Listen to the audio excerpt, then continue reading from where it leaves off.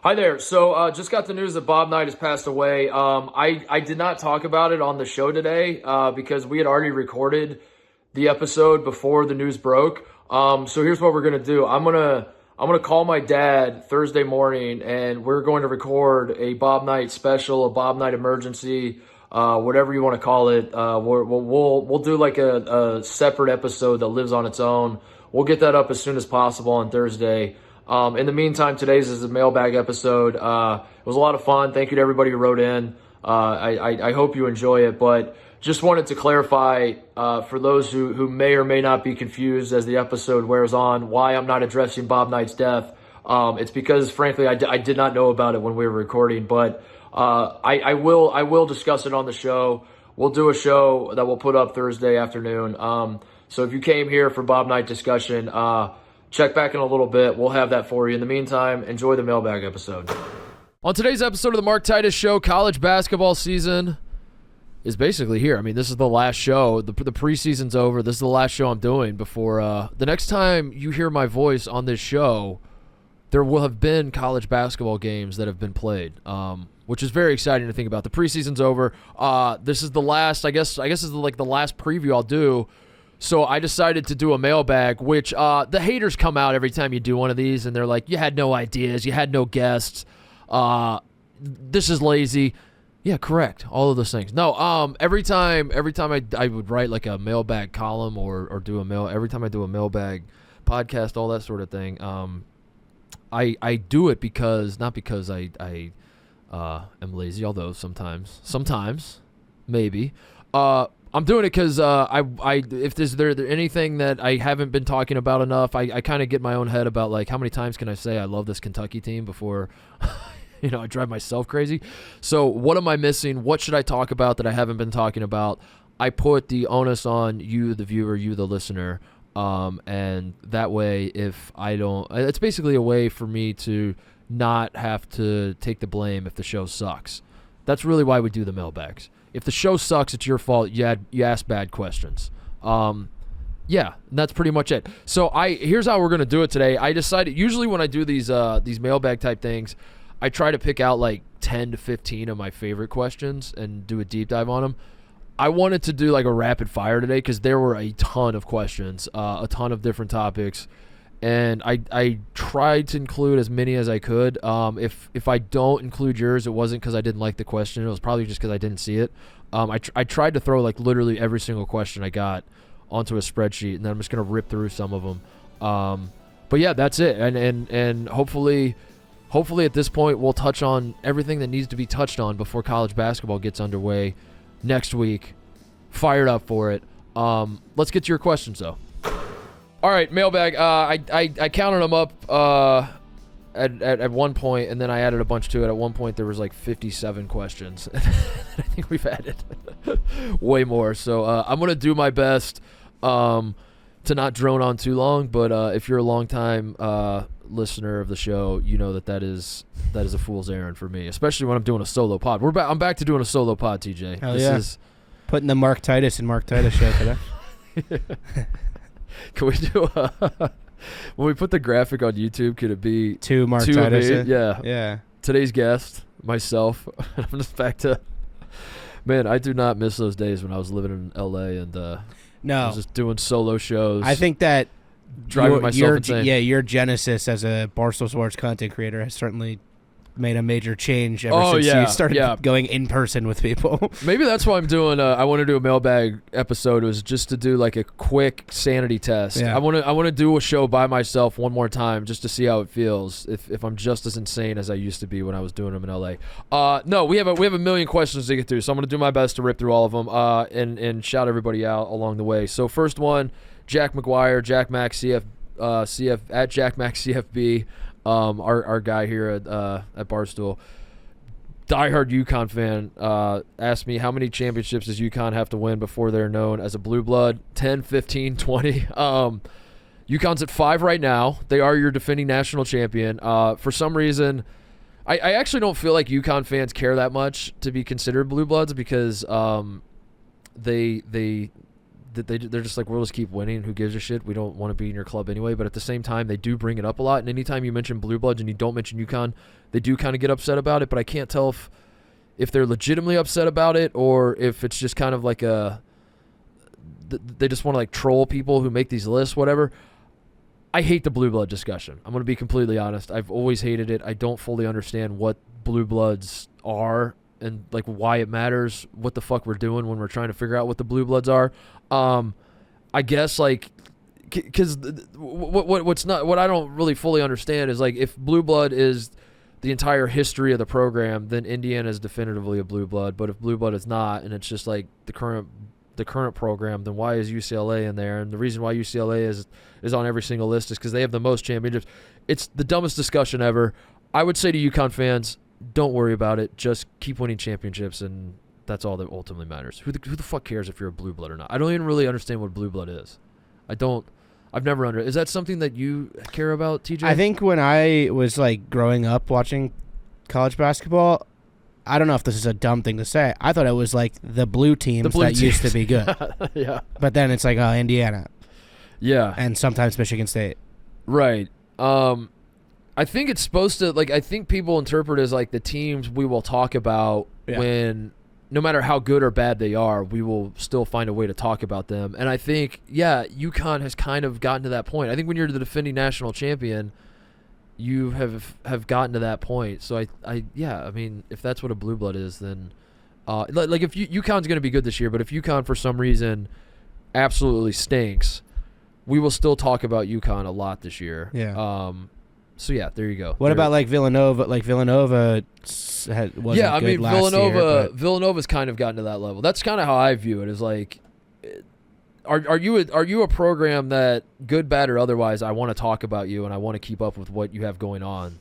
And if the answer is yes, then I guess that's Blue Blood. I don't know. UConn is that for me, so I don't think you have to win any more championships. Brady Vaughn 30 asked 3v3 who wins? You, Big Cat, and Brandon versus 3-man weave guys. First to 21, make it, take it after 5 points, 1s and 2s. Well, he had all the rules fleshed out. I don't even think we need the rules. The 3-man weave guys would smoke us. They would fucking smoke us. They would. I at my peak, I was probably I wouldn't say probably. I definitely was a better basketball player than 3-man weave guys. I'm going to go ahead and say that all three of those guys are better than me right this second. They all play. They're all in great shape. I haven't played an actual pickup basketball game in years.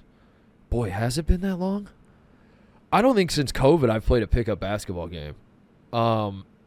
Is that bad? Should I fix that? I don't think so. I'm old, dude. I have bad knees. My shoulder hurts.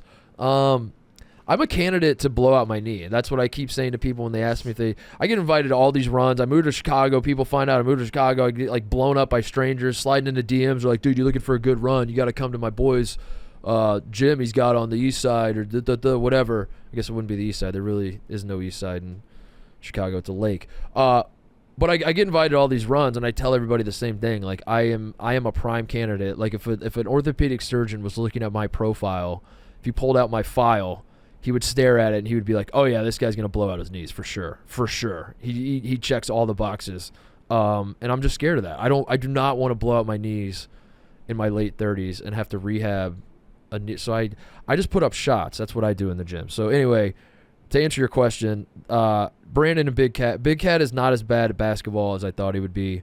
That's what I've said about his game, which might be a compliment, might be an insult. I'll let you decide. Brandon, I've never really seen play basketball. I've seen him shoot on a pop-a-shot, and it's a mixed bag. They would smoke us. And the conditioning part of it all, they would absolutely fucking smoke us because I'm in the best shape out of Big Cat, Brandon, and I, and I'm in terrible shape. So there's your answer. 3-man weave guys smoke us.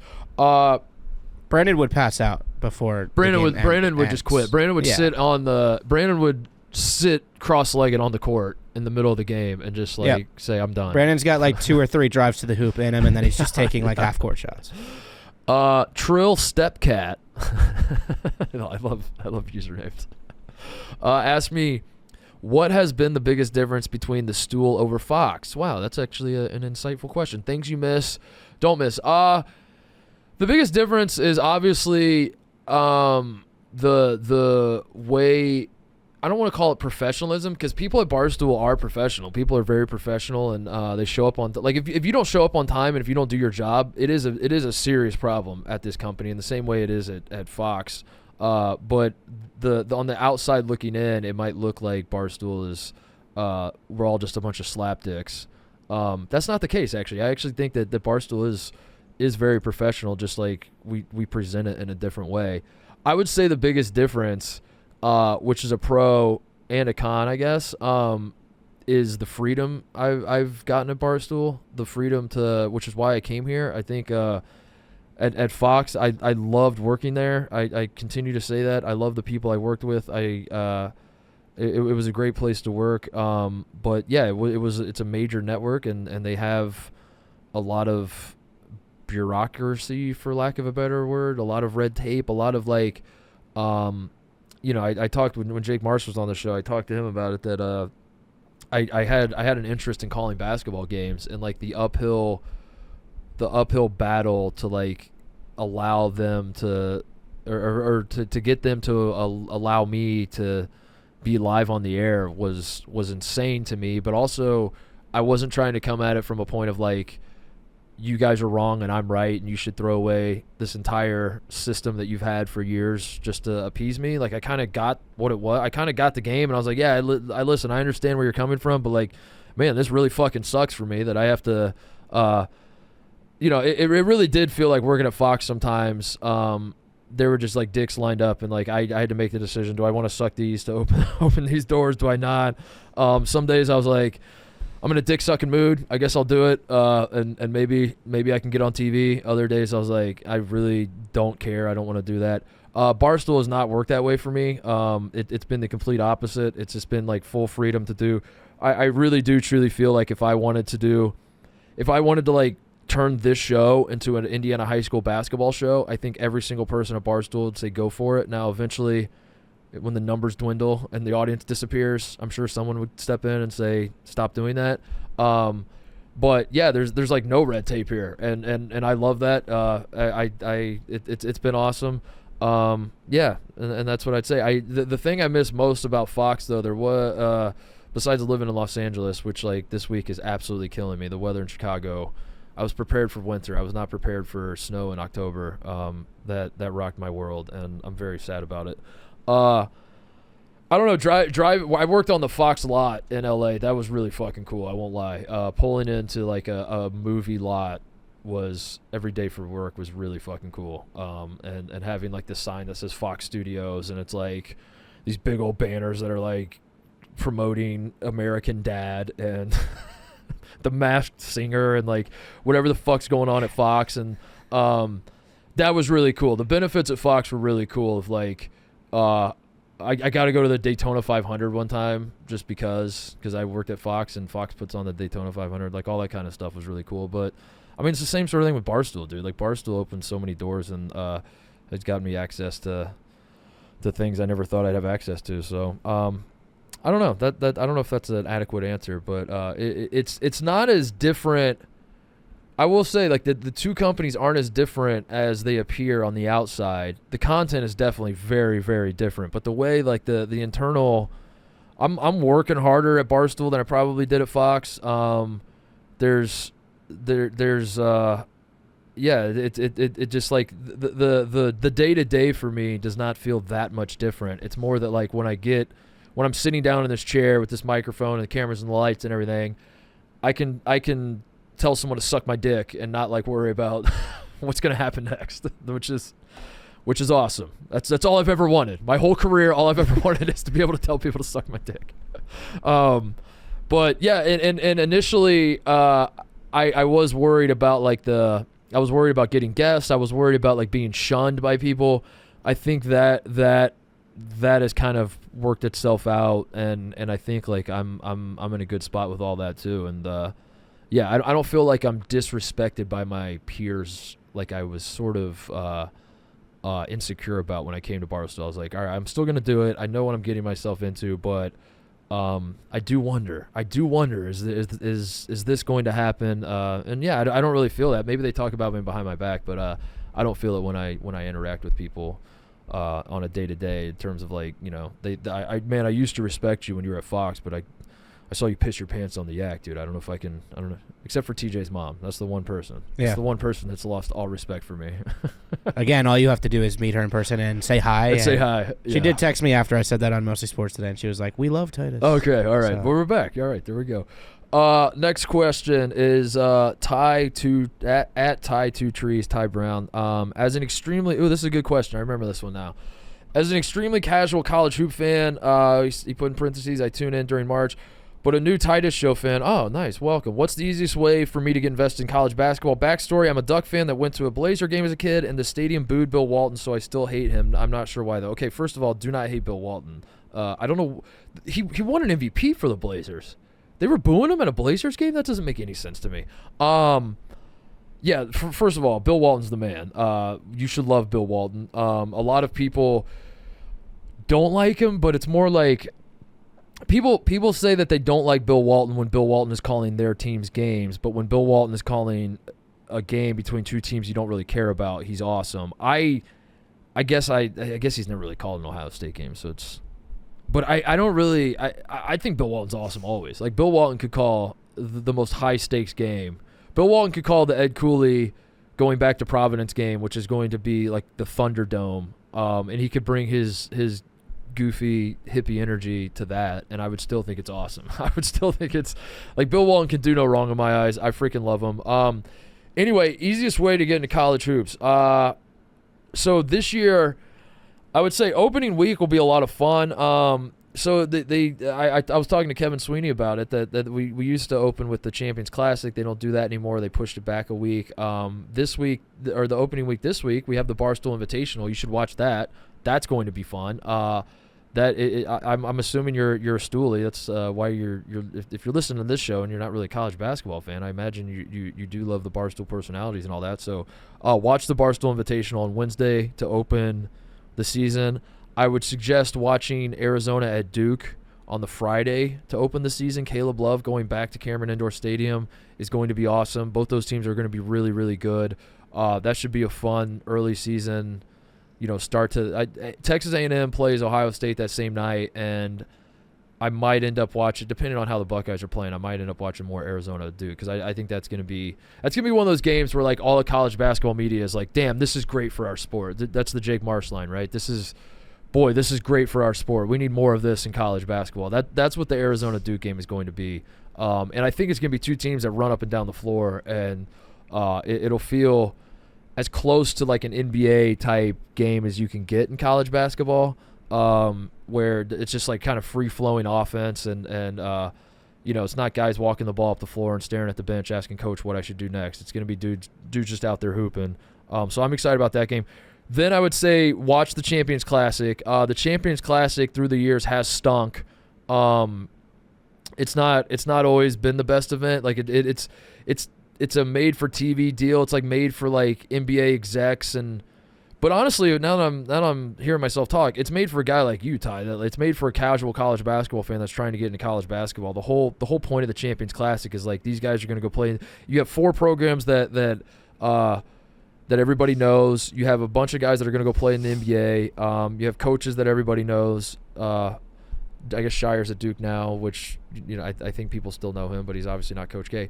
But I think this year in particular, you have 3 top 5 teams, and then Kentucky is the odd man out, I guess. But I think this Kentucky team is going to be very good. So I think this year the Champions Classic I expect to be better than most years. Duke versus Michigan State, Kentucky versus Kansas. I recommend watching that early in the season. That's November 14th, I want to say. Then during Feast Week, watch Maui. This Maui field is all time. This might be the best Maui field of all, and especially with how well Tennessee's playing. You got Tennessee, Gonzaga, Marquette, Purdue, Kansas. It's fucking insane. It's an insane field. Watch that. And then I would say from there, like you should have like a good base of the teams you like, the teams you don't, the players you like, the players you don't. And then I would say just go to like evanmia.com or kenpom.com or wherever else and like find the teams that are ranked really high in offense and really low in defense, and we'll try to watch those teams because those are the fun games to watch. If you don't care who wins, you just throw on like Marquette Baylor last year was a banger of a basketball game because both those teams could score the basketball and actually, wait, that was the blowout, right? That was the Marquette blowout. But Marquette and Baylor were two teams last year that fit the bill for me. I remember watching a lot of Marquette and Baylor just because they were two teams that were, Marquette blew them out. Yeah, I just remember that. But those were two teams last year, Marquette and Baylor, that were great on offense, weren't great on defense, and for that reason, they were just fun to watch. Now, Marquette ended up being a better basketball team. They ended up winning more than Baylor did, but both of them were so freaking fun. You got to find teams like that, and the easiest way to do that is just go to Ken Palmer, Evan Mia, and then just roll from there, dude. And then you'll just slowly, like I said, you'll just slowly figure it out on your own. You'll just be watching a game, and you'll be like, I fucking hate that guy. He seems to flop too much, or that coach is really, he's really something, that coach. And you'll learn to hate guys on your own and like other guys, and you just go from there. But that's my advice. Barstool Invitational, Arizona Duke, Champions Classic, Maui. Start there. That's a hell of a November. And and you'll have some fun from there. Too Damn Slick. Is there really any reason for us to believe UNC is worthy of being ranked 19th in the preseason polls? Same team minus Caleb Love. Add Cormac Ryan and Harrison Ingram just doesn't move the needle for me. Plus, Hubert Davis has yet to beat the fraud allegations. I mean, I see what you're saying. You're like, is this Carolina team really going to be that good? Because, they were the number one team going into last year. They missed the tournament. First time that's ever happened. And are we sure? Yeah, that's basically what he's saying. Are we sure Hubert's a good coach? I actually think 19th reflects that. I think this is a roster that is probably better than 19th. You got Baycott and you got RJ Davis, who are two dudes that, I mean, despite what happened last year, they are very, very good college basketball players. And I think they got some. The Cadeau freshman dude is really highly thought of. I love Jalen Washington, by the way. He's a Hoosier, playing down there in North Carolina. Hopefully he gets more minutes, but I don't know if he's going to play directly behind Baycott. I guess you can't really play them together. Maybe you can. Maybe he can step out and stretch the floor a little bit. I don't know.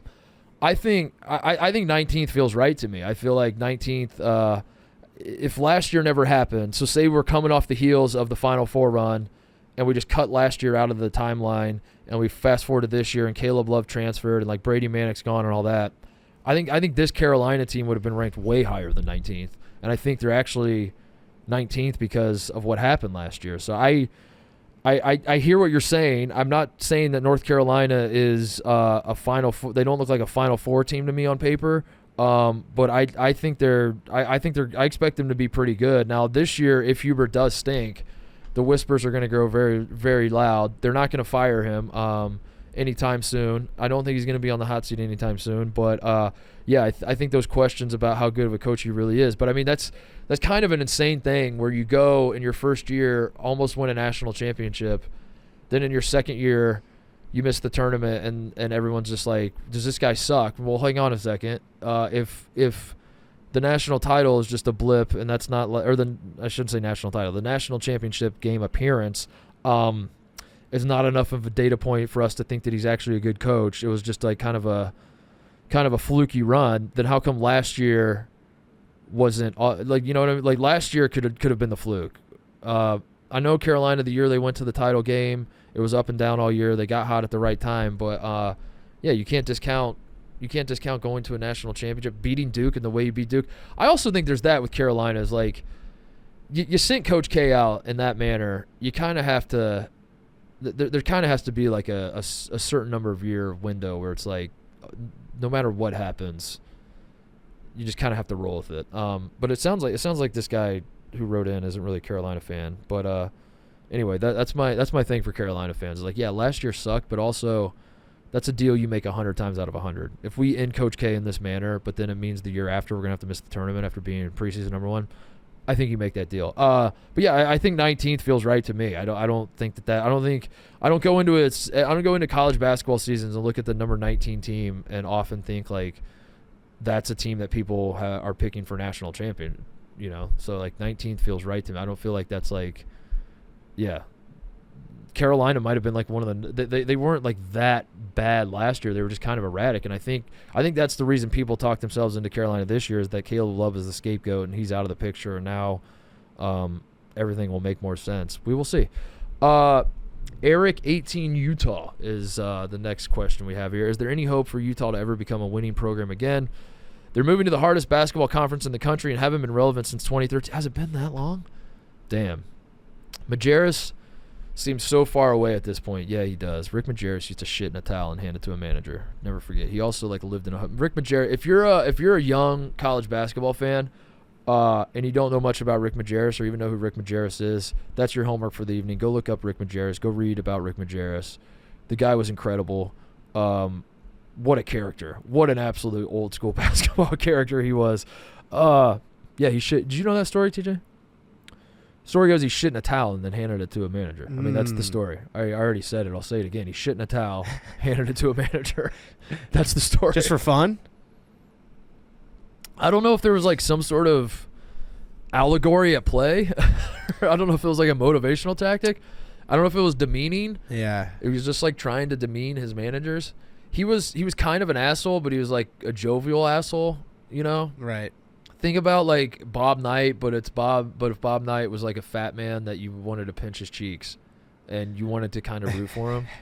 Trying to think like what that's kind of what's the physical metaphor of like a towel with shit all over it? Yeah, I don't know. Like a clean this shit up type. Yeah, he also used to live in a hotel. That was where he was homeless technically. He lived in a hotel. I remember that about him. I remember he took the USC job for a half second, but then backed out of it because he was going to miss his mother's cooking, I think was how the story went. And he wanted to stay in the Midwest. He was a character, dude. He was an absolute character.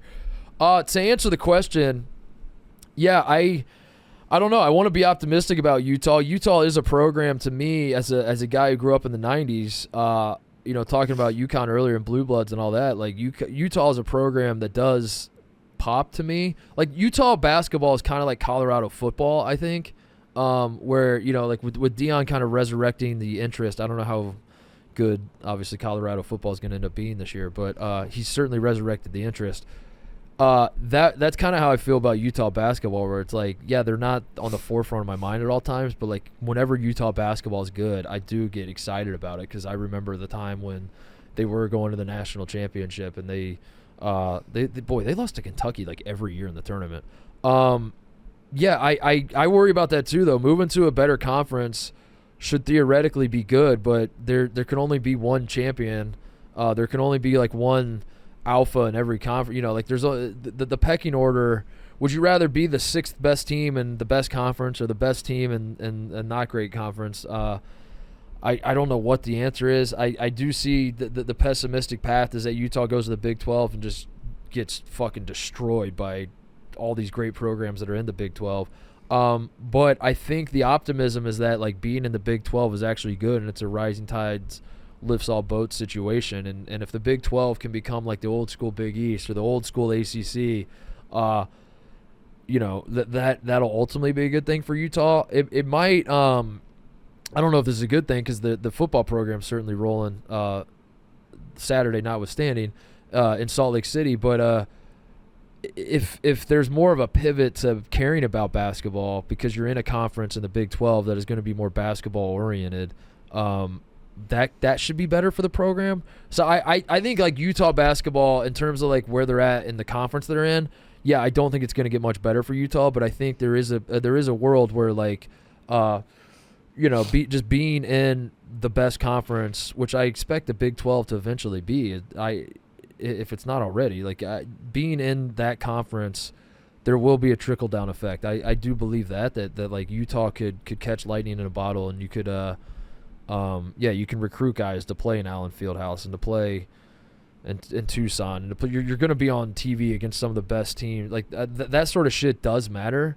But yeah, I mean it's going to be tough because you're gonna have to compete with Arizona and Kansas, and Houston's got a good program, and Baylor and like all these others. It's just I think BYU being in the conference is going to help too. I think having that rivalry, BYU and Utah, the Holy War, having that like be like a thing to present to the rest of the country, that should help. But so the question was, are they going to be a winning program again? Yes. The answer is yes. Are you going to win national championship? I don't know. Probably not. But, who cares? You never really did in the first place. Next question. Preller Hater is Preller Hater, I guess, is the at. Kentucky has 3 7-footers going into the season, and arguably one of the best recruiting classes in the last couple of years by a lot. Just how good will they be? I think they're going to be very good. I've been talking about Kentucky on the show for a lot. I think this is a vintage John Calipari roster.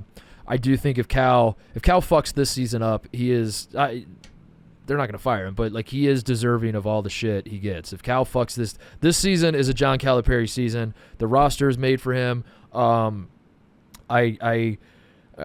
Just the stars have aligned, not to where I'm not saying he has to win a national championship, but if the last 3 years have sucked for Kentucky by Kentucky standards, I don't think that we're going to see a continuation of that trend. I expect Cal to right the ship, and if he does not right the ship this year, Big Blue Nation needs to smash the panic button. I think it's that.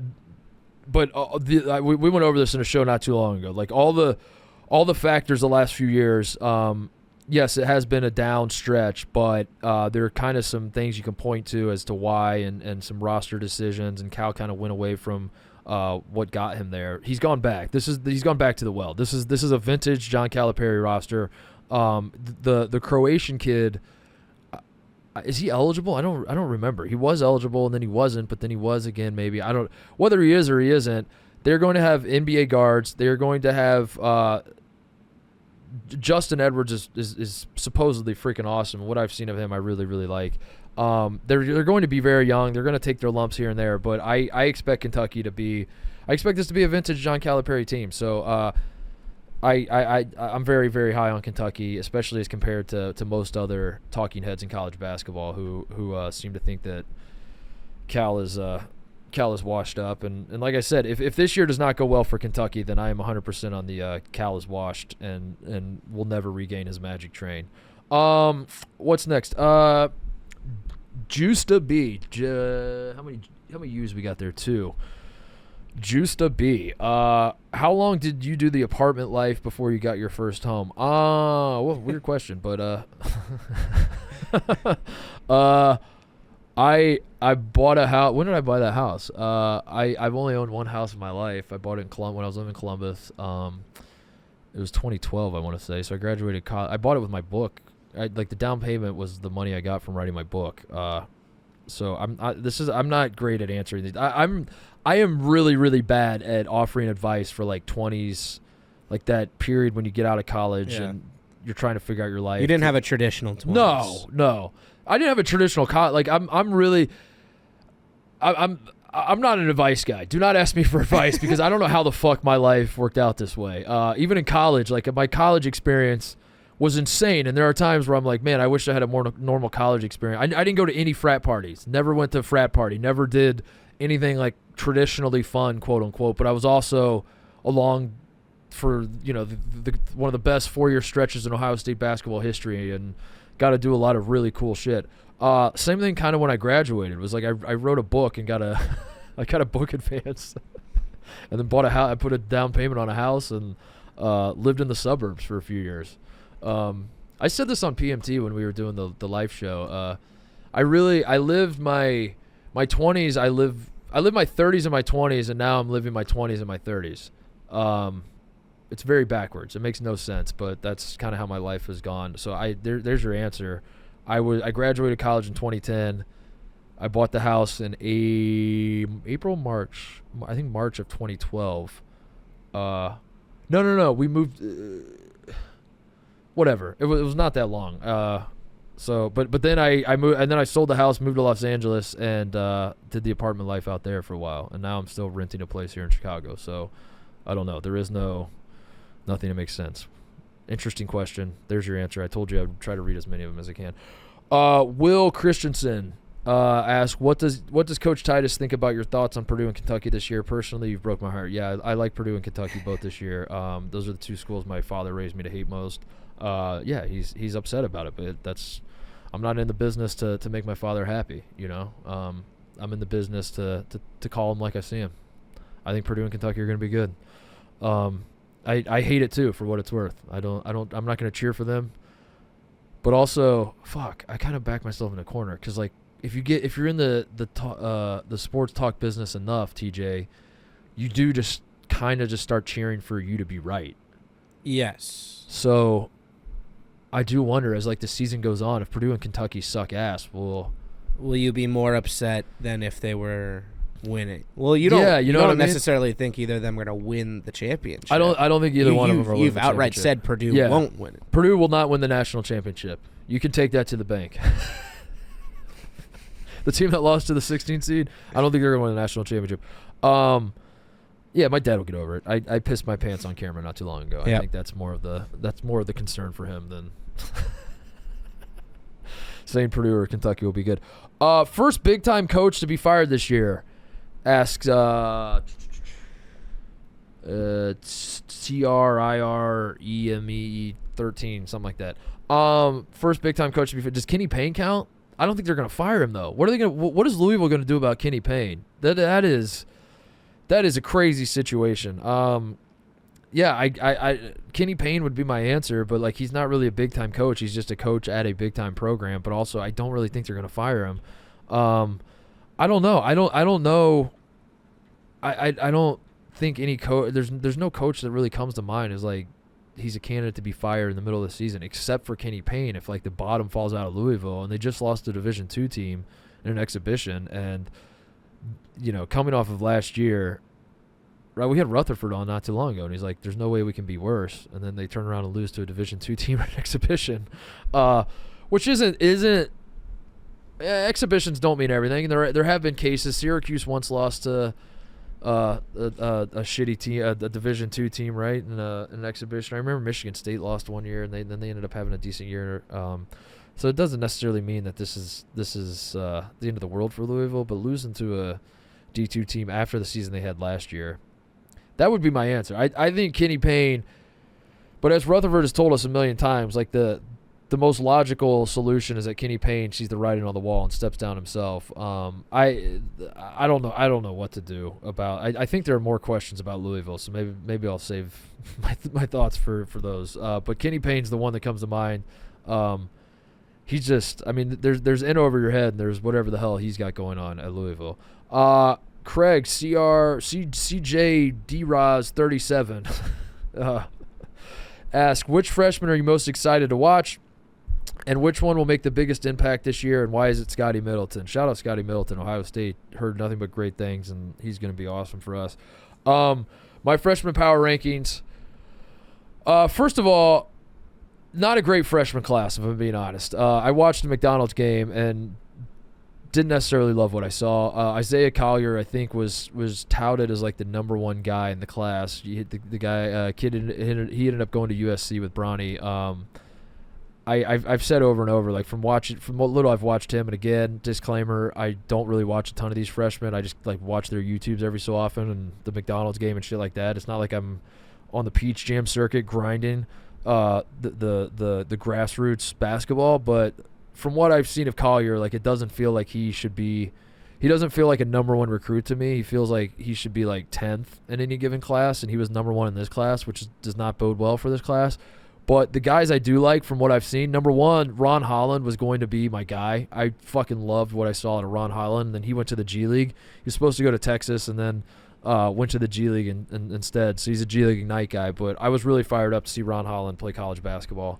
And then he broke my heart. So the 5 I'll give you, Justin Edwards is probably number one. I'm excited to see him. He's got number one overall pick potential in the NBA draft. Smooth lefty pull-up game. I'm high on this Kentucky team, like I said, but they are very young. They're going to be very reliant on these freshmen, and the guards that they have are very talented. And I think Justin Edwards is going to be the most talented guy on the team.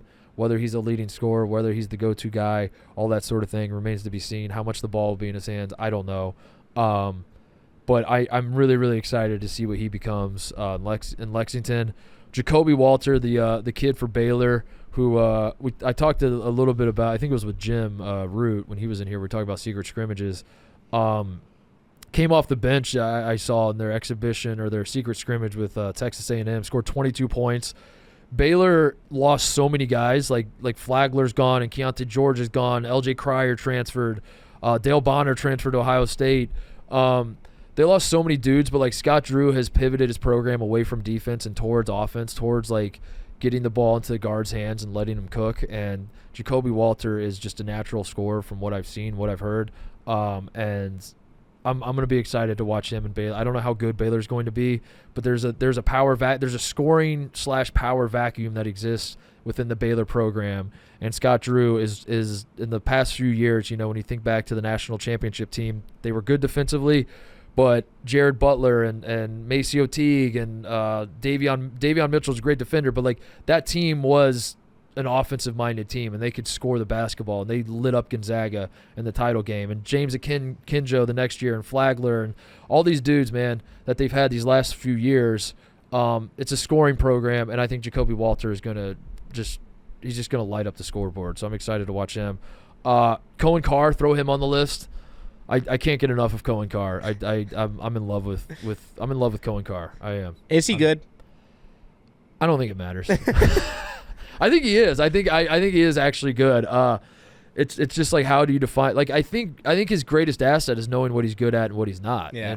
And like watching him against Tennessee, it was like, yeah, he doesn't try to do anything he's not good at, and he realizes, yeah, if my only role in the offense is just to back cut dude and dunk, I'll just do that all day. And I fucking love him. And I reserve the right to walk that back when he dunks all over Ohio State.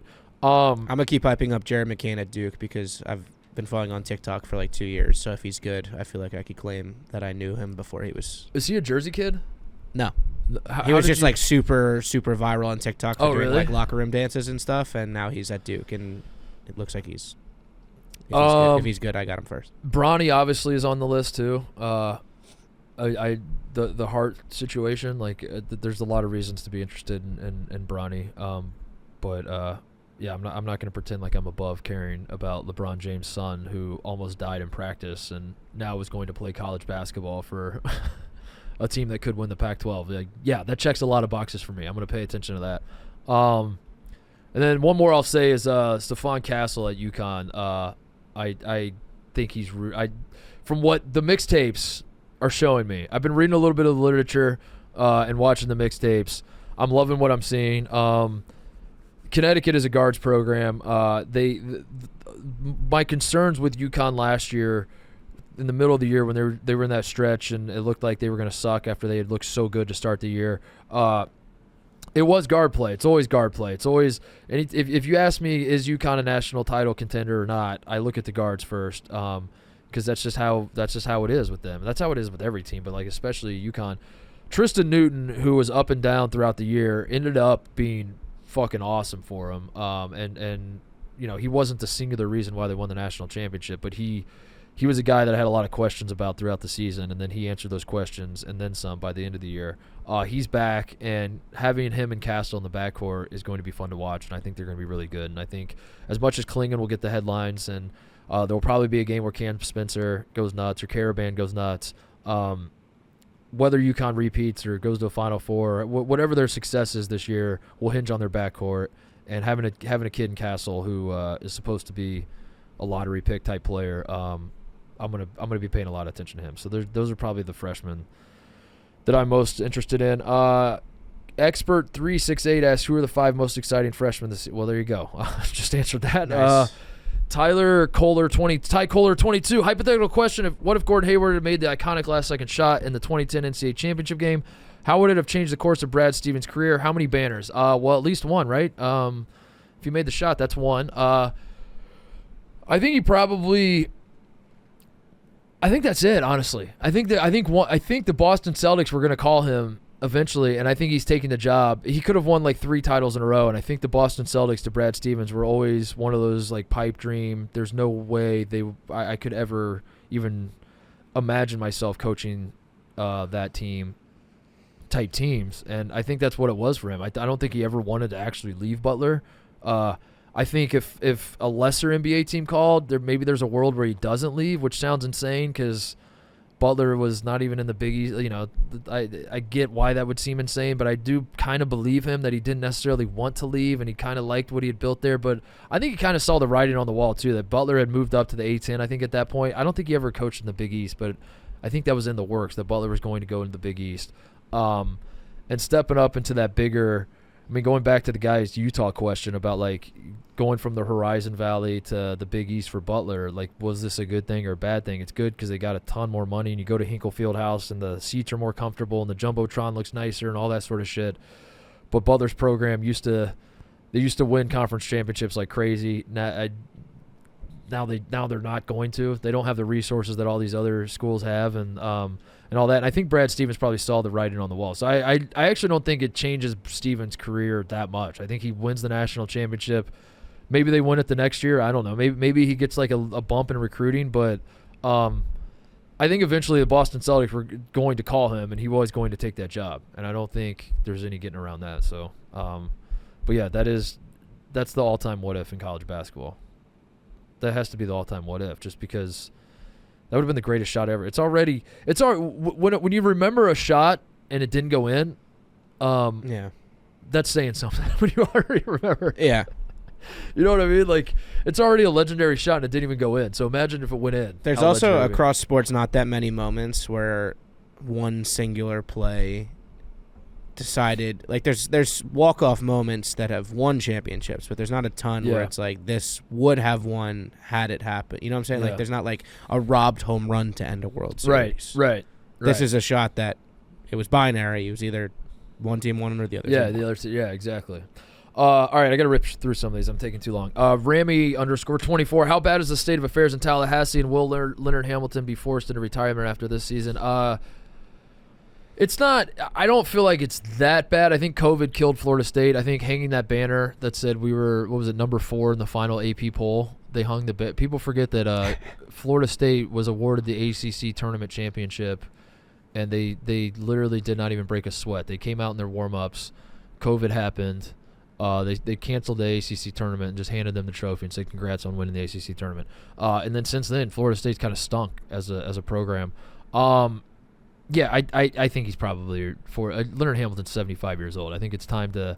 I don't think Florida State fans can start getting antsy and want him out the door quite yet. But yeah, when he retires, because he is a legend, and you should be thankful for what he's done for the program. But yeah, he's in his Boeheim era where it's like, all right, buddy, we're kind of ready for what's next. But I don't think Florida State's a laughingstock though. I don't think it's like when I hear Florida State basketball, I don't think, damn, they've sucked for the last few years. It hasn't really sunk in like that yet. So I think you're still good. A couple more years, it might be time to push Lenny out the door. C. Bullock 17. How can you like both IU and OSU? Grew up with Notre Dame season tickets to both football and basketball. Went to Purdue, and now thinking about cheering for them leaves a bad taste, and they're not even in the same conference. What? If you went to Purdue, listen, How can I like both IU and I grew up an Indiana fan. I went to Ohio State. I get asked this a lot, like, who do you cheer for when they play? I cheer for Ohio State. It's not that fucking hard. It seems pretty straightforward to me. I wouldn't even consider myself an IU fan at this point. I would consider myself a guy who's very interested in the Indiana basketball program. I do want them to be good. I guess that maybe might be a fan. I don't know. My loved ones love Indiana, so like I grew up in the culture of Indiana basketball. It's kind of hard to undo all of that. But yeah, when Ohio State and Indiana play, if Ohio State was playing Indiana in the last game of regular season and a win for Ohio State meant a whole lot of nothing because we're already secured the number 1 overall seed in the NCAA tournament, but Indiana needs the win to make the NCAA tournament, I would want Ohio State to beat the fuck out of Indiana. I would want them to win by 1,000. There's never a scenario where I want Indiana to win, ever. So yeah, it's really not that complicated to me. But yeah, when Indiana's playing a random ass team, I cheer for the Hoosiers because it makes my brother and father happy. You're also just an Indiana basketball fan, not Indiana University. Right. It's high school. It's the entire community of Indiana basketball, which is its own thing that I don't think a lot of people fully understand. I'm a fan of the statement in 49 states. It's just basketball, but this is Indiana. And also, I do believe that you should cheer for your undergrad. So if you grew up a Notre Dame fan and went to Purdue, I do think you gotta. I think you gotta make the switch. That's how I see it. People disagree. I think if you go to undergrad at Purdue, you're a Purdue fan. Sorry to say, them's the breaks. Pitt-Burn 412. What are your favorite Power 6 conference dark horses, and why is your ACC choice Pitt? All right, yeah, I'll give you Pitt. They got they got Blake Hinson back, right? And they got those big dudes like the twins. Pitt's gonna have talent. The Diaz. Is it Graham Diaz? The two twins that I was about to say look alike, but they're twins. And then Frederico, the dude that's got the same first name and last name. Blake Hinson's awesome. We got to get him more consistent though. If I remember last year, Blake Hinson would score like 40 points in a game and then turn around and score 3. But yeah, Pitt's got talent. Sure, they're my ACC dark horse. Big East, I gotta go Butler, man. I gotta go Butler. How was Butler almost picked to finish last in the Big East? I don't like that. People forget they beat Kansas State and Xavier last year. Kansas State went to the Elite Eight and Butler beat them. So Butler's not going to be the worst team in the Big East. That's my guarantee. Big Ten, give me. I'll say Northwestern because Boo Booey's back and he's the best scoring guard in the conference, which Illinois fans won't want to hear because Terrence Shannon's there. But yeah, Boo Booey's going to average 20 points a game, and just having him alone makes Northwestern dangerous. Big 12, I will say I saw Texas Tech just beat A&M in a scrimmage, and McCasland, the new coach they got there from North Texas, they're pretty fired up about him. So I don't think Texas Tech is expected to do much, but that's a program that has culture, man. And I no matter which guy is on the bench for them, I think Texas Tech is going to be a hard team to beat. SEC, I'll say Auburn. I feel like there's no hype for Auburn whatsoever. I think Katie Johnson is back, if I remember right, and I do not love that man's game. He's erratic as all hell. But Broom's back, right? And Bruce Pearl, as much as I don't like the guy, he's a winner, dude, and his teams are good. He wins 20 games every year. So I don't think much is expected of this Auburn team, but I'll put them down as a dark horse. And then Pac-12. Have I done them all? I mean, Pac-12 is the left. I guess Stanford has Peja's kid. He's going there, the freshman. And they fired Jared Haas, so I think the new coach will be – wait. Nope. It says here they didn't fire Jared Haas. Huh. All right. Well, never mind. I can't believe Stanford hasn't fired Jared Haas. That's insane. Yeah, I would say Stanford if not for Jared Haas, but I don't know. Who gives a shit? The Pac-12's dead. I'm so sad about it, but it's true. Patrick K. Leary. Power rank the most annoying college basketball fan bases on Twitter. 2 come to mind, Arkansas, Illinois. Those are the 2 that come to mind. I would say UConn is up there too, but UConn just won the national title, so I feel like you being loud when you won a national title is a little deserved. Arkansas and Illinois are the 2 fan bases that they have something to say about everything. And sometimes them being annoying is fun and funny. Sometimes it's like you people are the fucking worst. I hate you all. More often than not, I enjoy it though. But yeah, those are the 2 that immediately came to mind: Arkansas and Illinois. They're tied for first. Arkansas does have one of my favorite Twitter fan people in the entire country, though. Hogdoor. I don't know if you've interacted with Hogdoor at all. Yeah. He just writes Hogdoor. Yeah. I love that guy. Yeah. We got to get to a game at Arkansas this year. Yeah, I'm excited to go to Bud Walton.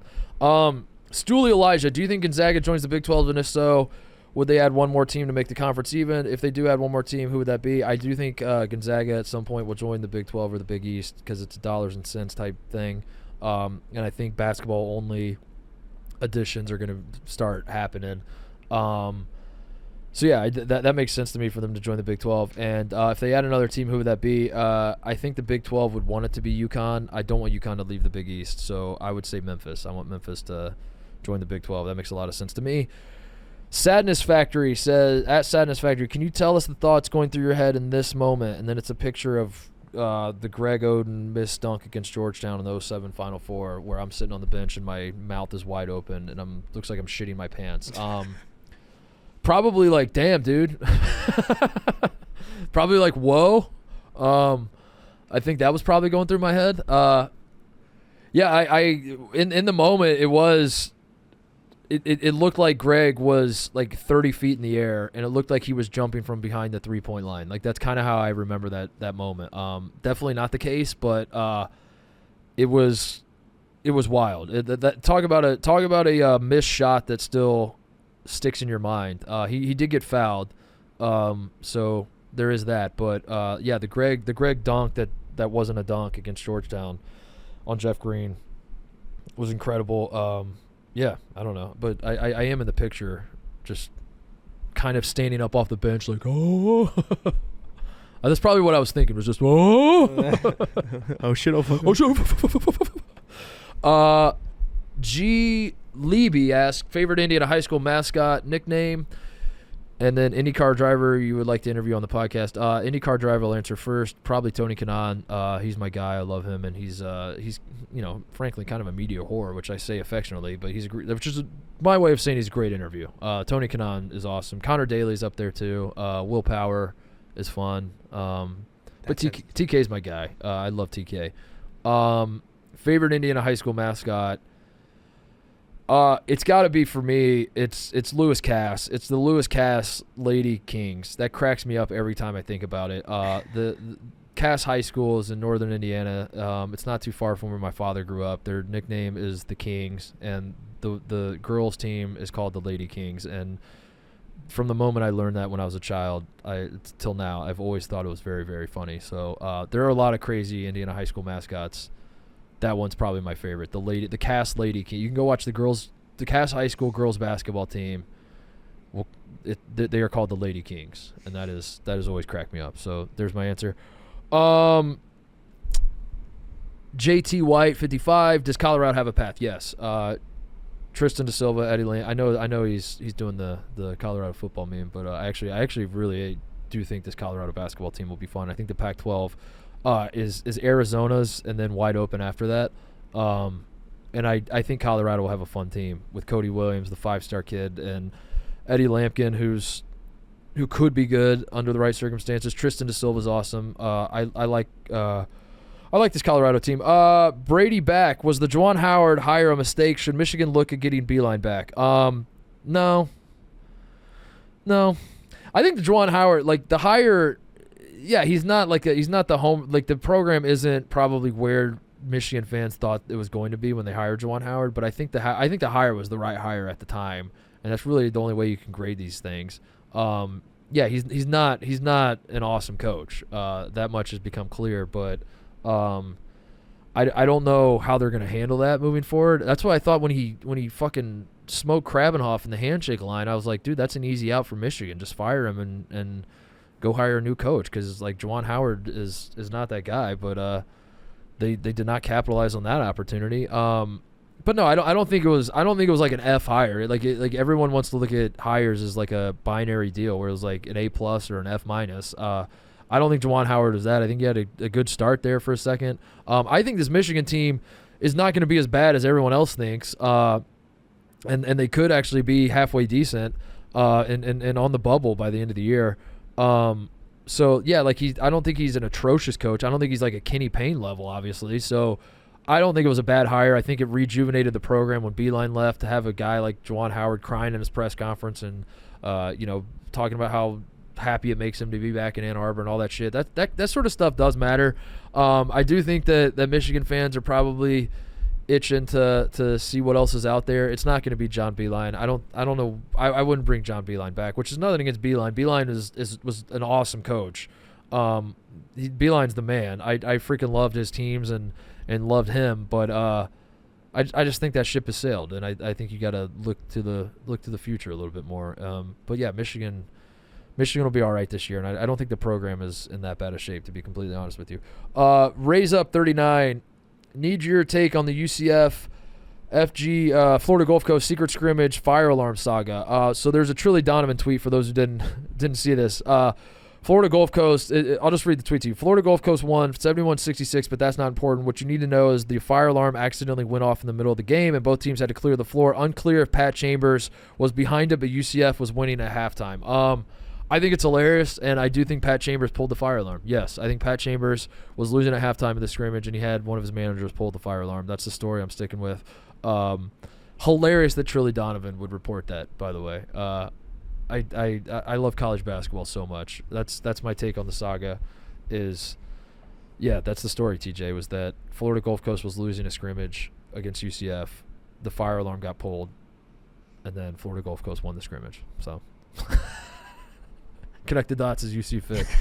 Why Decaf asked why at Decaf, why did Purdue not get any good transfers? Because they're Purdue. Because Matt Painter, as Kevin Sweeney told us, just wants to run it back, and he thinks he can't help himself. Matt Painter is way too old school and can't get out of his own way. And when he does bring in a transfer, it's like never a big splash. It's like it's Matt Painter. Because and in some ways, like, you were the number one team in the country for most of the year last year. Like, you don't really need to change that much up. But also, you lost to a 16 seed, so why not shake it up a little bit, Matt?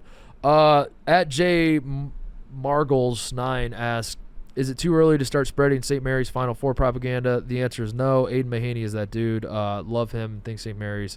Gonzaga is not going to be typical Gonzaga this year, and St. Mary's should be pretty good. So, yeah, this does feel like a year. If you're someone that's trying to get a little crazy and bold with your predictions, take a swing at St. Mary's winning that conference and not Gonzaga for the first time in God knows how long. Cam Schaefer 21 says, can you provide first-person details about the Evan Turner, Eric Gordon, Dimitri McCamey fiasco for Illinois and St. Joe's? The answer is no, I can't. I don't fully know what you're talking about.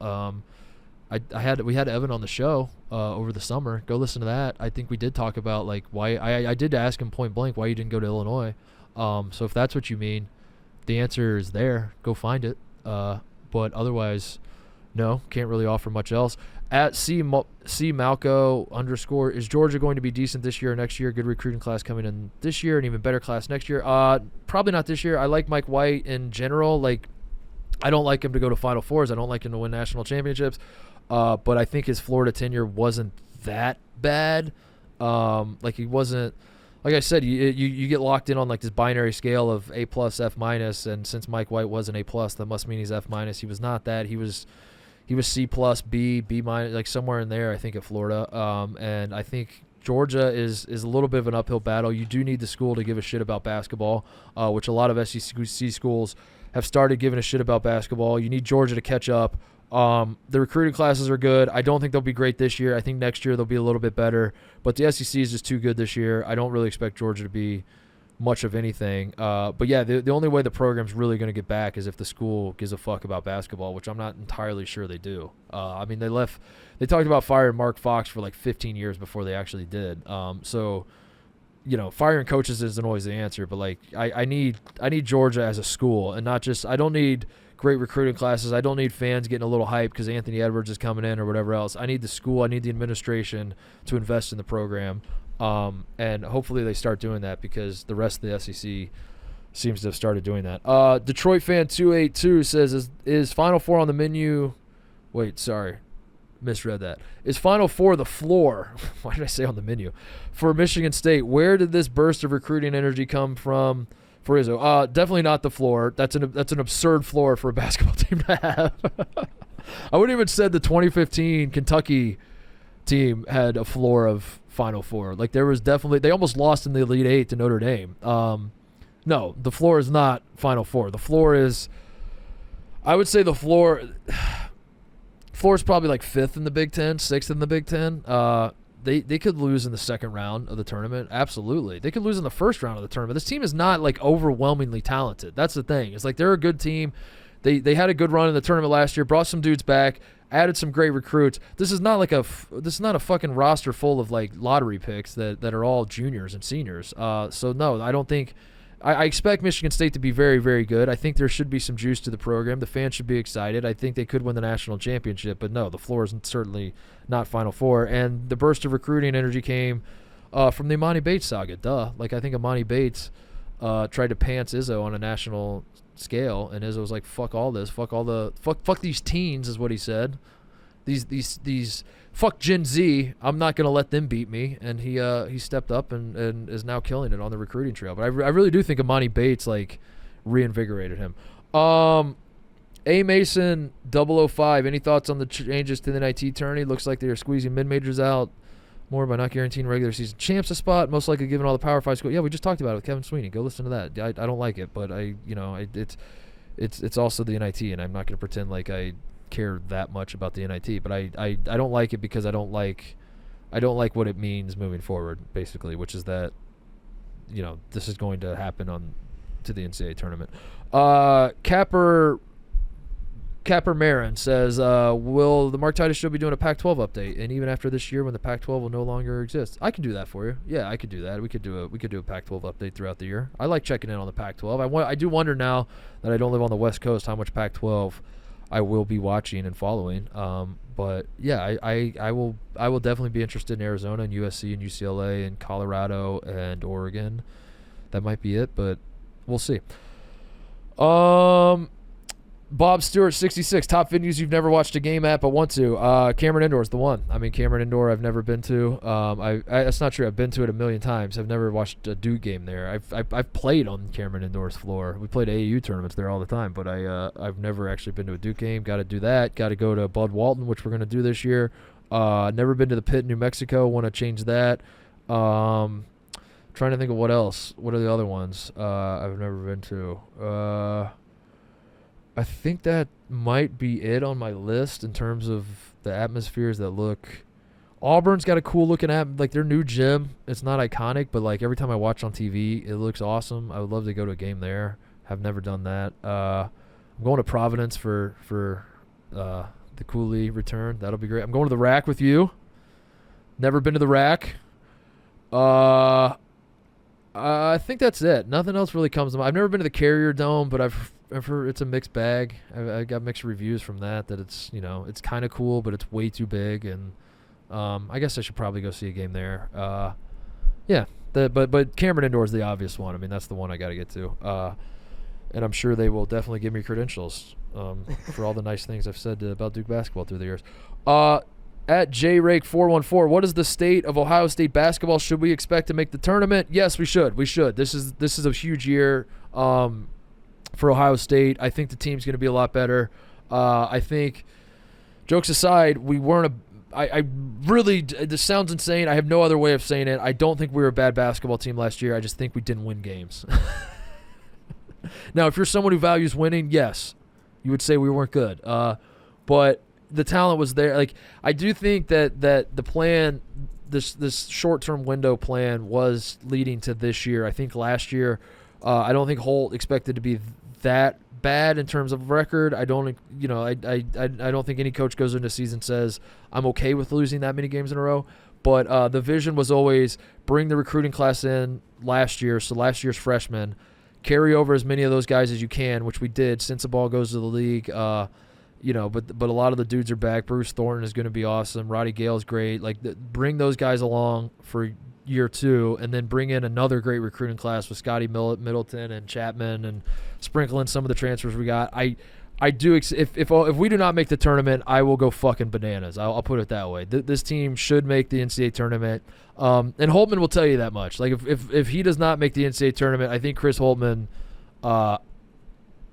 He's not gonna. I don't know. He will straight up admit, like, this team should make the NCAA tournament, and everything I'm hearing out of Columbus is positive news, and I don't say that like in a biased way. Where I don't hear positive news out of Columbus all the time. So the fact that I'm hearing good stuff does make me optimistic, but also I'm not blind to what the last few years have been like for Ohio State basketball. The real Jet P says, what has been the best part about coming to Barstool? Honestly, the stoolies, dude. It's like the idea that there's the idea that you can work in a place and have a built-in fan base already, a ready-made fan base, is really fucking cool. They're working at Fox was great, but I guess there are some Fox fans, but that's more the Fox News fans. There's no Fox Sports fans. There's nobody that sits at home that is like, I can't wait to see what the new shows Fox Sports has cooking up. I'm gonna check those out. Same sort of thing with ESPN. Like the traditional media doesn't have that. Barstool does have that, and it's very, very cool to just. Even something as simple as, like, last night at Halloween, I post on my Instagram story a picture of me in a Cat in the Hat costume, black and white, trying to look all, I don't know why I did that, but I was just like, it was just like a funny picture. I'm sitting there drinking wine in my costume, and I was like, this is a funny visual, I'm sure. So we took a picture. I posted in black and white, and then I just had a handful of people, like, replying where they, like, Photoshop different shit, and, like, that's a dumb way of saying like just having that fan base is awesome to me. Like having people that you can interact with like that, where you can just like post on, like I can just, like the mentions on social media are always cracking me up, and the live chat on Barstool shows I watch cracks me up, and that's been the most fun for me, and also an opportunity to step outside of my comfort zone and the stuff that I know I'm good at. I know I'm good at talking about college basketball. I don't always know if I'm great at pissing my pants on camera, and having an opportunity to silence the haters who said I would not be good at that has really been a dream of mine. I've really loved that. No, I fucking love it, dude. 10 out of 10. It's been a move that I am very, very excited about the future, but also up to this point it's been validating and then some. So it's been great, and I'm really excited to finally get this office like fully open and get some of the toys out of the garage, so to speak. Was Saturday the college football show like the first time you were at like a Barstool event of that caliber? Because that's always like the big markers for me, where it's like, holy shit, like the invitational next week will be another one where it's like all of these people are here because they want to go to like a Barstool event. Yeah, and they all know all of us, and that's very, very right. Well, the first perspective, the Saturday one was definitely rowdier than anything I'd seen, but I've gone to the dozen stuff a handful of times, which gave you enough of a taste. Yeah. But yeah, that's why I came to work at this company. I mean, it dawned on me at some point that none of my friends and people on the street and all that sort of thing were talking about shows that weren't Barstool shows, you know, like all the shit I would go back to Indy or Columbus or whatever, and I would talk to all my friends about like Pardon My Take and the Dozen, and like, do you know Caleb? How well do you know Caleb? And like they would all talk to me about like fucking Barstool stuff, and no one was ever like, dude, you work at Fox, like what have you ever met what's Colin Cowherd like? People weren't really. I love his show. People watch his show, but you know what I mean. Like people weren't like diehard fans, like locked in on everything. Yeah, I don't know. So like just kind of sensing that the streets told me to come to Barstool, basically, TJ. That's what I'm trying to say here. Is the streets were saying come to Barstool because that's what we care about most, and so far they've been right. Please be good to IU. Power rank Big Ten arenas based off their concession stands. I'm not the guy to ask, dude. I played. I wasn't going to the concession stands when I was on the bench, and then now when I go to games, I get credentialed and then go like be a big shot in the fucking media deal and get the buffet spread in the media room. So I don't really go to concession stands when I go to Big Ten arenas. I'm incapable of eating at a Rutgers game. I don't know if that's like the nerves. Yeah, eating or like getting. If I could have 10 beers at a Rutgers basketball game, I'm not getting drunk because I'm so locked in. I'm so nervous. Like I've never been able to like get food down while watching basketball specifically. Yeah. That's awesome. That's awesome. I respect that about you. I'm a mess at Rutgers basketball games. Do I want to go to a Rutgers game with you? I might just like. So I went with like Marty, Jake, and Rico to the Wisconsin game. Oh yeah, 2 years ago when Rico said Greg Gard, you're a fraud, and then showed up today at the office. We lost that game. We were surging late, but we lost. And then I went to another one with some people, Seton Hall last year, 46-44 final score. We lost, and I just go fully silent when we lose games like that. Like I just like become nonverbal and disassociate. It's bad. All right, well, this will be fun. Yeah, let's something to look forward to. Yeah, concession stand. I really can't. Nothing even comes to mind. I don't even know how to answer that. I don't. I don't know. I would again another example of something that you feel like I should be able to answer, but like as it turns out, I'm terrible to ask because I have no frame of reference.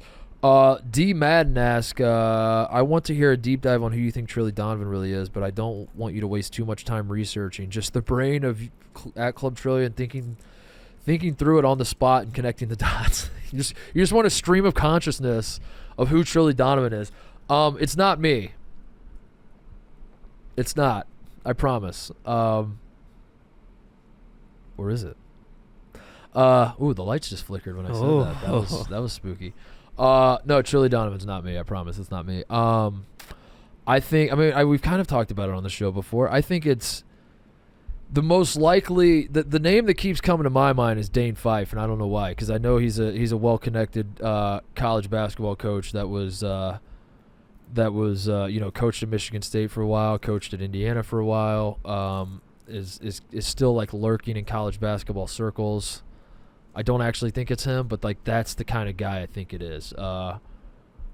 Yeah, but I also have been talked into like Trilly Donovan is actually like 30 people, and they all have access to the account, which makes a lot of sense as well. I need to go back through the tweets and see if you can pick up any different like voices. The voices. Is there a different voice with each tweet that would tip off it being multiple people? I don't think it's anybody that's like actively involved in college basketball right now, which is to say, like, I don't think it is a coach somewhere who's on a staff right now. I don't think it's a media guy that's cashing checks at a I don't think it's like a ESPN talking head or anything like that. But it could be. I don't know. That's what makes Trilly fun. And people are asking me to have Trilly on the show. I don't want to do that. Why would we do that? That would ruin it. It's more fun to not know, right? I don't want Trilly. I don't want to see the guy. Yeah, it would. The only way you could do it is if you had like the voice and the face covered. Yeah. We should. That would be good. Write that down as an idea. As I interview myself and we build as Trilly Donovan, and then we put up like a really shitty scramble, and it's like you could tell I'm wearing the exact same. You could tell it's just me. It's just black. It's just black and white in reverse. No, I think it's. I don't think it's Dane Fife. I think it's a Dane Fife type guy, a guy who is coaching for a long time, has a lot of connections, both in recruiting and with other coaches and all that sort of shit, and is just having some fun shit posting, but also breaking news like crazy. That's the kind of guy I think it is. What else? Zanchima. At Zanchima asks, is Tony Bennett back? He never left, brother. At the Sammy D asks, is Leonard Hamilton a good coach? Right now or all time? All time, yes. Right now, Martin Sportsnet asks, San Diego State with 3 question marks. Yeah. Yeah. That's my answer to that. B-Jim 10083 asks Chris Holtmann with 2 question marks. Yeah. Yeah, I think so as well. That's a yes for me as well. Cards are back says, where does Louisville go from here? We're a traditionally great program, but we've got a long climb out. Who should we get? And who do you ultimately think we end up hiring? I don't think it's a long climb out. I think, like, obviously you're in the depths of hell right now and you've been there for a while, but the great thing about basketball is I do think you can snap your finger and be back. I think you can get it back pretty quickly, and if you have the infrastructure like Louisville has, I think they can get it back in a hurry, actually. You just have to get the right guy, and Kenny Payne is obviously not the right guy. I have no idea who they end up hiring. I'm not even going to begin to have an answer. Like I don't know. I don't know. That's what's fascinating to me is like there's kind of like no home run hires out there anymore. The coaching carousel used to be so fun, and it's not fun anymore. Duke ruined it. Like, just hired Shire, and Carolina ruined it, just hiring Hubert Davis. Like, the days of the Louisville job opening up and me thinking that there's a realistic chance that they hire, like, is Billy Well, hold on. Everybody hold on. Billy Donovan is kind of on the hot seat, right? In Chicago. Now, wait just a goddamn second here. Billy Donovan gets fired by the Bulls. Is he no longer employable by NBA standards? Does the NBA look around and say this guy had his shot at a couple different franchises and stunk and get him out of the NBA? He obviously can't coach in the NBA, and Billy needs to come back down to college? Because if so, you know what? Fuck it. Push the button. Start the hype machine. Billy Donovan to Louisville. That's my answer for Louisville. At UCLA tweet 0, are you ever going to do live shows? Maybe come out to your old home, LA, for a live show and talk Pac-12 in its last season. Yeah, let's do it, dude. I'll do a live show. But if I do a live show, I don't want it to be at like a theater or like a ticketed event. I think I'll just go to Tony P's in Marina Del Rey, my the old bar I used to go to all the time when I lived in LA, and just like go sit at the bar and do a live show with no microphone, and just whoever wants to show up and just hear me ramble, I'll do it that way. But yeah, I'm gonna make an LA trip. I don't know if we will do live shows. I don't really know. I know Russillo does that. He's big on the live show, like doing the solo. He loves like throwing it. Like Russillo's got the like stand-up comic thing where like he just wants to travel to places, and then while he's there, he'll just like sprinkle in a quick live show to pay for the trip, basically. which makes a lot of sense.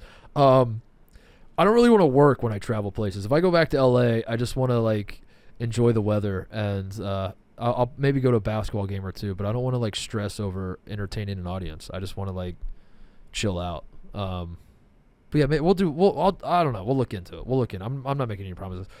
Pope Meatball, what basketball schools make sense to join the Big Ten next? From just a pure basketball standpoint, it's Kansas. I didn't realize until I moved to Chicago, Kansas is a Big Ten school. There's Kansas representation all over the city, and that is the mark of being a Big Ten school. If you have a huge alumni base in the city of Chicago, you're a Big Ten school in my eyes. Marquette's another one. They don't have a football team, though, but they have a ton of alums here, which makes a little more sense because they're in Milwaukee. But I was really surprised at how many Kansas people I see walking around the streets of Chicago. So, if you're talking purely basketball, and Kansas football has gotten better. So yeah, that would be my move for basketball is at Kansas. At Fan Hoobastank, why does God hate West Virginia basketball?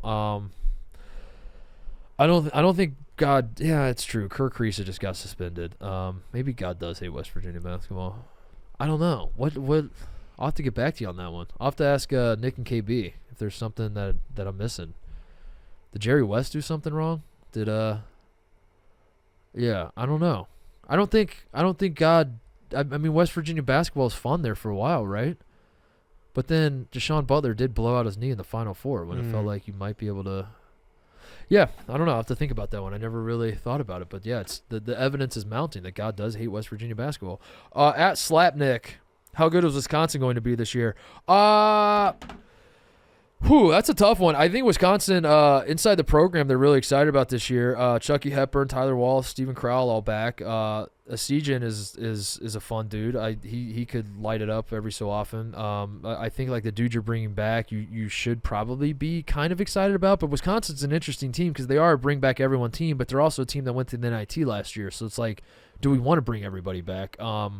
I don't know. I think it's a big year for guard for that reason. I mean, I think like the he's kind of out of excuses, and you got like the continuity you need in college basketball with all these dudes coming back and the pieces are there. I don't necessarily look at any of those individual pieces and say that's a guy that's going to carry you to long NCAA tournament runs or to the top of the Big Ten. Now the thing that's working in Wisconsin's favor is I do think the Big Ten after the top two is wide open, and even like Michigan State might not be top two in the Big Ten. This could be like a Michigan State year where I do think by the time March rolls around, they will have positioned themselves well to make a run in the NCAA tournament, but at what cost? Like maybe there's a run throughout the Big Ten season where Izzo starts playing the young guys more, and Michigan State actually isn't even in the top two of the Big Ten standings, and they're more of like the sixth best team in the league because they're working towards a bigger goal or whatever. Which is my way of saying I think the conference is wide. I think Purdue's going to win it, but I think it's wide open after that. Maryland's going to be pretty good. Indiana should be pretty good.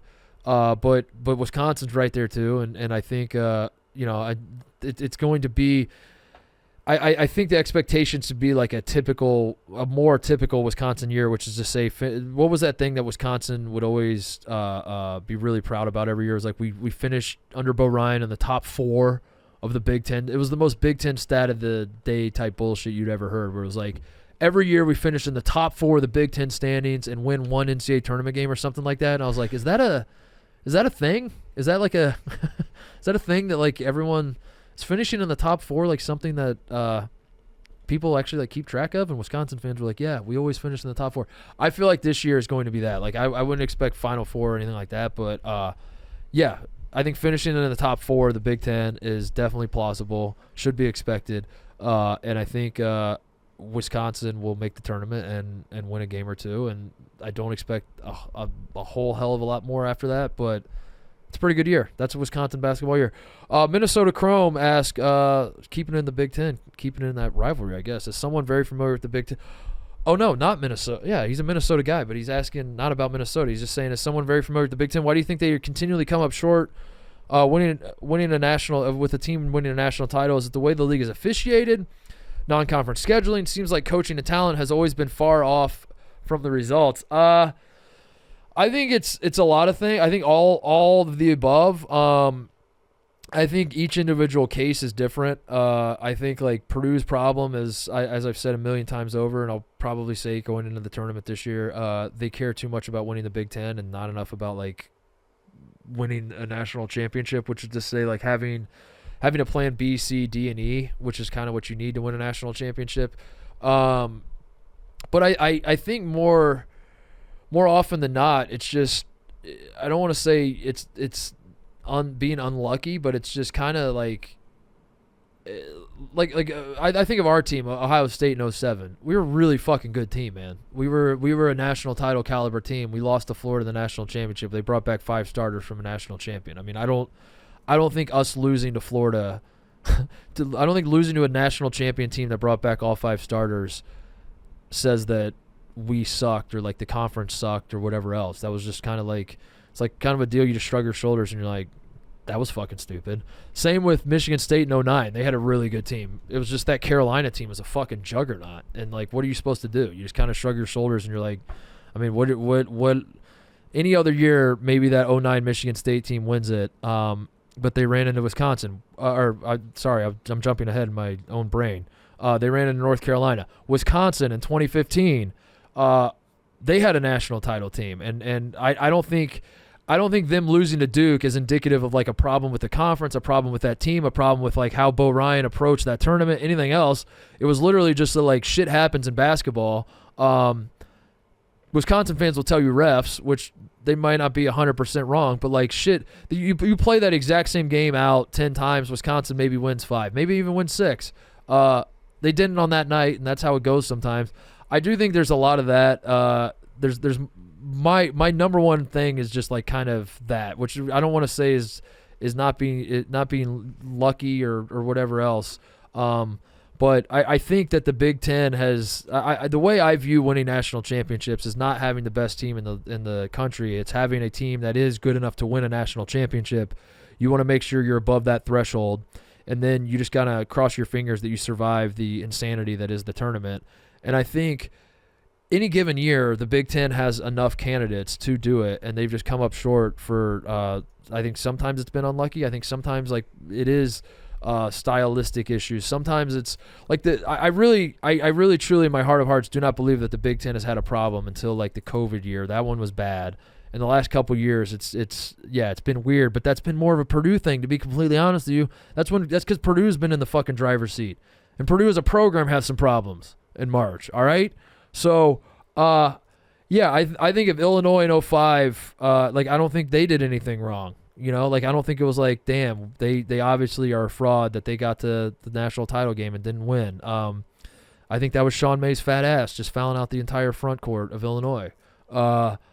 That's just kind of how I rationalize it in my brain. I mean, like at a certain point, a pattern does emerge, and I do think the Big Ten has to win a national championship, but I don't think it's this big referendum on the conference not being that great when you're sending all sorts of programs to the national championship game and losing. Shit happens. Yeah, at some point we're gonna have to win one, but like shit happens. That's my official statement on the matter. And now recently it feels worse than it is because the best team in the conference has been Purdue. Lee McCove, and then a bunch of numbers. Can you be an Auburn fan this year? No. At Hausen915, please tell me that LSU basketball will at least be competitive. Please, Mark, I'm desperate for hope. You guys won the national title last year, right? Like, you guys are going to be the number 1 team in the country. The women's team's awesome. That's what you're talking about, right? The LSU women. You guys are going to be great. We'll just leave it at that. I mean, the men's team I was high on until I wasn't, and the bottom fell out of them last year. Friar Dom Cooley. What? That's probably an old handle. Do you have to change that handle? At Friar Dom Cooley. Well, the Friars won the Big East. Is that a pro Ed Cooley or anti Ed Cooley? I don't know what Dom. Anyway, well, the Friars won the Big East, and why is the answer yes? Well, now hang on a second. You tricked me. You tricked me with this question. Hold on. Whoa. No, you're not going to win the Big East, but you are going to beat Ed Cooley's brains in when he comes back to the dunk, and TJ and I will be there to see it. And honestly, that's all you kind of need. At D Gray, how many more do we have? Where are we at? We're running long. We're running long. We can wrap it up. 1:28. Yeah, this has been a long show. I was wanting to get through all these, but Billy Donovan putting our Louisville fan asked about Billy Donovan. Is he putting together before or after March Madness it begins? It'll be after. You're hiring Billy Donovan after. You got to let the NBA season play out. You're going to fire him. The Bulls are going to fire him. Louisville's going to hire him. What else? Will we ever see talented players like Cooper Flagg or others ever stay home and try to bring relevance to a title to their home team? This is because Cooper Flagg. Dylan Harper. Yeah, there you go. Dylan Harper's the answer. Good answer. Because Cooper Flagg did not go to Maine. Or is this like a UConn fan expecting him to? Honestly, UConn fans are so fucking crazy that it could be a UConn fan saying like, why didn't Cooper stay home even though he's from Maine? Yeah. You know what I mean? Where it's like, dude, you're not home. But yeah. Yeah, of course. Yeah, it depends on the guy. Which Indy high schools had the best and worst visiting locker rooms? We played at Indianapolis Howe one time. They had the worst locker rooms. Say something good about the current Minnesota Gopher basketball team. I'll be impressed if you can pull it off. I cannot. How far do you expect Rick Barnes and Tennessee to go in the tournament this year, and why is that answer the Final Four? I do expect the Final Four. I expect them to go to the expectation of Final Four seems a little much. You can't expect two teams to go to the Final Four. Yeah, that's that would true. Be a little much. Yeah, that's a little much. No, they're Final Four caliber though. I won't be surprised if Tennessee's in the Final Four or beyond. I'll say Elite Eight though. I expect them to go to Elite Eight. Is Michigan basketball cheating? Like the football team would be interested if there's any research going on to see if they cheated in more sports than football. Someone has to ask the question. Is Indiana back? Yes, of course. Who will be in UNC's breakout player this season? Give me Jalen Washington. I fucking love him. What little I saw of him last year. But also he's from Indiana, and I have a bias for guys from Indiana. All right, maybe that's it. I don't know. Will FAU be a fluke, or do you think they can run it back? I think they're fine. FAU's been losing a lot of scrimmages, by the way. Not great reports coming out of FAU. But all the good teams are losing scrimmages. But all the good teams are losing. Yeah, all the top teams are all losing. So maybe this doesn't mean anything. But yeah, FAU, they were a good team last year. That's the thing. Like everyone's saying they're going to be Carolina 2.0, but Carolina was up and down before they went on their run. FAU won 30-something games before they went on their run. Last one. Who should the MVP should have been? Nice. There you go. All right, that was fun. Do you have any fat stories for us, especially with all the great Chicago food? Not yet, but we're working on it, dude. I'll say this. I've put my scale away because I do not like the results that it is. I am putting on pounds in a hurry. I'm excited for us to cross weights. Dude, I'm on my way. I am on my way. It is not good, and I got to figure something out. We got to get this gym open in the office, dude, because it's I've put on 10 pounds since I moved here. Let's go. Now, I was a skinny LA bitch when I moved here, so like I don't feel like it's a crisis yet. But yeah, it is kind of shocking to step on a scale and see 10 more pounds than what you saw like 3 months ago. That is a little shocking. But we'll be all right. I don't really have any fat stories that I haven't shared before. I'll have to think on that. I'll sprinkle them in throughout the season when I remember my fat stories. I really wanted to get to I got to most of them. What are some of the negatives of moving from a company like you were at to Barstool Sports? I don't need to answer that. Maybe that'll be the last one. What are some of the negatives of moving from a company like you? I don't live in Los Angeles anymore. That was awesome. That's all. TJ, I got to do something, dude. This weather. It's yesterday. I love it for like 5 times when it snowed yesterday in Chicago, or on Tuesday in Chicago for everyone listening. And it was very alarming because it was like a decent amount of snow. Like there was frost and ice and shit. And then it thundered at night. Yeah, it was thunder snow. It was thunder snow. I like it because November 1st is the day I start listening to Christmas music every year. But as soon as Christmas passes, it's fully like depression season. That's what I'm saying. I knew what I was signing up for, but I was signing up for seasons that were romantic. That like it's gonna get a little cold, but like it's not cold. It's not freezing. It's just a little crisp. Yeah, it's a crisp air. It kind of sucked yesterday. That's what I was expecting when I moved here. Was the crisp fall air and football season, and there's leaves falling, and this is so. Yeah, we don't have this in Los Angeles. This is so romantic that I'm back in the Midwest, and then Thanksgiving is like you're playing backyard. I don't even have a backyard, but I'm throwing my jeans on and tossing the pigskin around in the backyard with the crisp fall air, and I got a crew neck sweatshirt on. Like I had this whole fucking image in my head of like what it would be like. The next thing I know, I'm in a cat in a hat suit walking around with thunder snow going on, like freezing my dick off. Like what the hell is this? I'm so angry. I was expecting the what the fuck is this to go through my head in like January. I was expecting the over under in my head was like January 13th or something. It was October 31st. That was what that was when I said, "What the fuck is this?" Yeah. For the first time. So, don't love that. That's honestly, I gotta sack up. And if I have one more person point out, like, I'm from I think you're from the Midwest. You should you could handle this. Like I said to Brandon, I was like, that's like telling a guy who endured child abuse that, like, he's getting his ass kicked, and you're like, didn't you get your ass kicked when you were a kid? Didn't your father beat the shit out of you? You should be able to handle getting your ass kicked a little bit. And I'm like, doesn't mean I like it. That doesn't. Yeah. Yes, yeah. I did. Okay, I know. I don't know. I am very, very soft as it turns out with the weather. But I don't know. It's supposed to warm up next week, right? I think it's supposed to warm up like this weekend, even. Like, it's supposed to be closer to the 60s or whatever. I'm fine with cold weather. It was just Me too. There was no fall. It was like, I felt like summer was like not that long ago, and then it was 80-something degrees not that long ago. Yeah, a lot of my Chicago friends have said, like, the weather does kind of jump around. Like, I think in the spring they always say that, or in the early spring, there's like a couple of days where it'll be like 65, 70, and then it goes right back to cold. Yeah. This is just the opposite of that. It just jumped into the winter, and then we'll go back. And I remember I wore jeans and a sweatshirt to do the show here, and I was sweating my balls off. Yeah. And then all business, the AC didn't work in here, and I yelled at Pete about it, all business Pete, and he was like, "You're wearing a sweatshirt, you dumbass. It's 80 degrees outside." That was like a week and a half ago. Yeah. And then yesterday it's snowing, and so I'm fine with the cold weather. I just want a smooth transition into it. I wanted like a fall, then to like a wind. I wanted it to make a little more sense, and so that's my number one negative of moving from where I was to here is that not living in LA. I think that's it. Do you have anything before we go? Shout out to all the gamers playing Fortnite this weekend. It's good to be back. I don't know if you were ever a Fortnite guy in its peak, or if you're phased out in 2018, but Fortnite's back this weekend. Very, very exciting. Never played it one time, but I might get into it. Can you play on the Switch?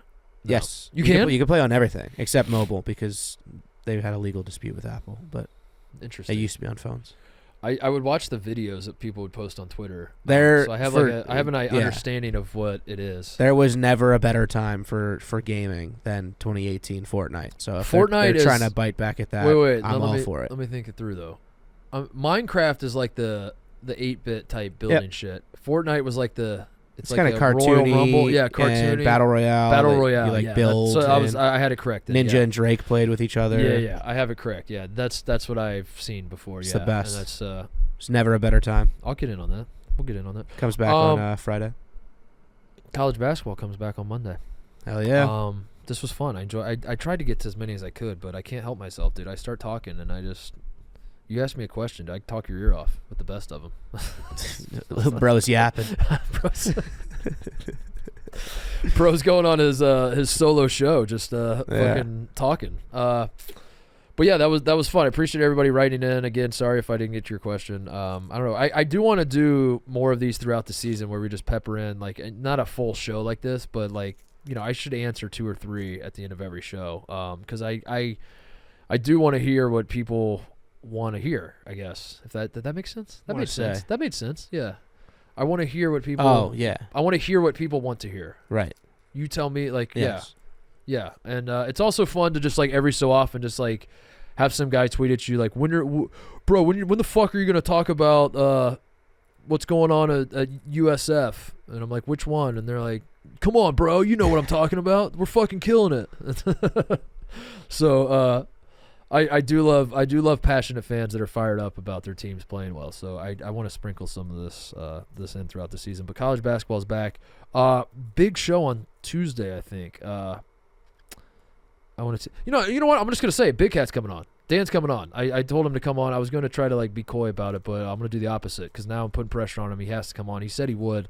But yeah, I'm going to have Big Cat on Tuesday, and we're going to celebrate the start of college basketball season and the Barstool Invitational and all that sort of thing. Everybody enjoy the weekend. Get fired up. Monday, the day is here. College basketball will be back. Next time you hear my voice, we will be in the regular season. See you guys.